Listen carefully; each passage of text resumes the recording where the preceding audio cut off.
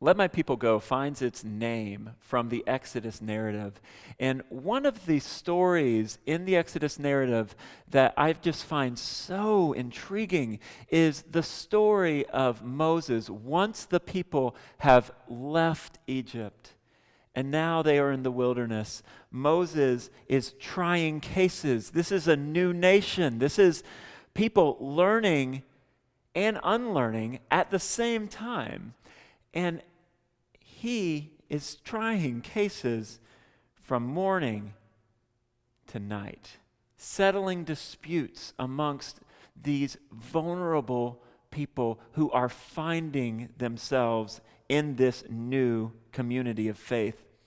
And as he is doing this, and as he is inching ever so closely to burnout, his father-in-law Jethro shows up. And Jethro, he's watching. He's looking, and he's seeing just the toll that this is taking on Moses. And he says to him, he says, there's got to be another way. What would it look like to collaborate? What would it look like to bring other people into this and empower other people to do this work so it's not all on your shoulders? This is a good lesson for all of us. Whether you admit it or not, you are faced with limited resources. You can't do this on your own. You don't have enough time, enough money, and enough talent even to do this by yourself. But that doesn't stop us, does it? That doesn't stop so many of our churches to try to do our own version of things that are already in the community.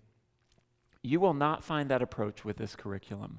What we're saying is you may not have the biggest budget. You may not have the most workers. You may not have the most time.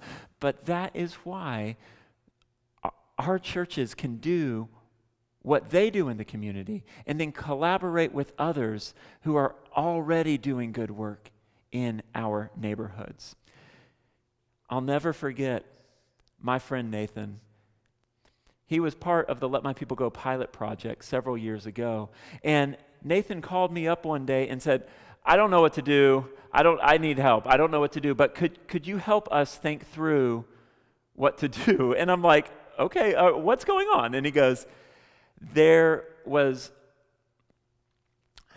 a young lady, and she had come to our church for a coat drive. You see, Nathan's church in Queens, New York, had identified those most vulnerable as their new immigrant neighbors.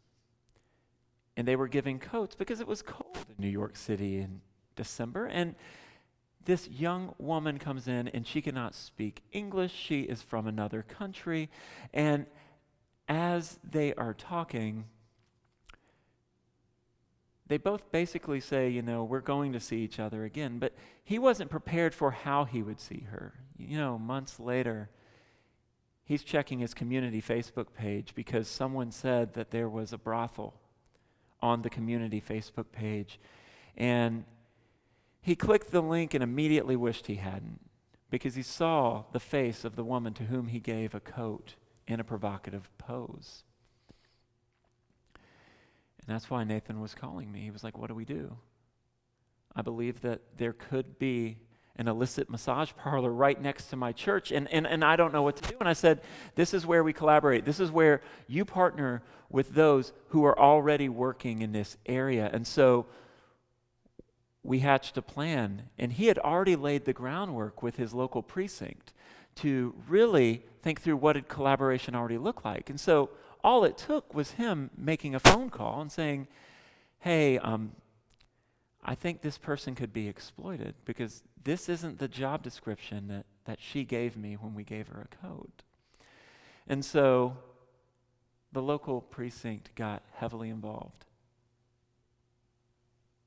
And this one church collaborating with local law enforcement ultimately led to 28 illicit massage parlors being shut down in their neighborhood.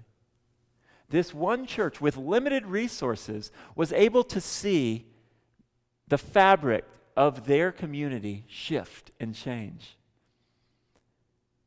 You may be tired. You may be exhausted as those who want to care for your community through the local church. But don't count yourselves out. Who can you collaborate with? How can you take this congregational model but not leave it in your congregation? How can you collaborate with local community stakeholders? It may be those in local law enforcement. It may be those who are working in local nonprofits. It may be those in social services or working in hospitals or small businesses. But how can you collaborate in a way that is mutually beneficial?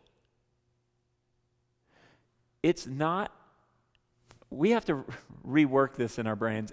We don't have to do everything. But what is something that we can do to engage our community? And who are one or two organizations that we can collaborate with at a grassroots level to ultimately bring flourishing to our community? And so as you dig into this curriculum today, I want to encourage you to really think through, who are our collaborative partners? And who could we collaborate with to better love our community?